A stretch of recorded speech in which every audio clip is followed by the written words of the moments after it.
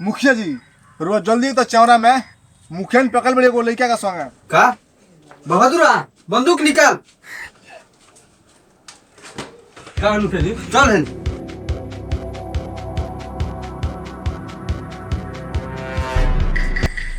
कौन सरवा हरे मुखिया जी ये सरवा हो का रे सरवा तोरा इतना हिम्मत ते हमरा मेहर के संग गलत काम कर देली रुक सरवा अबे तोरा के जेल पठवाओ तनी आ रुकी ना महाराज इस सार कबे नर के पेठाया तनी मारा कौन? अच्छा मारा। अरे सादा रे अगर हमरा प्यार में ताकत हुई ना ता आज ये बंदूक के गोली भी आई लव यू बोली।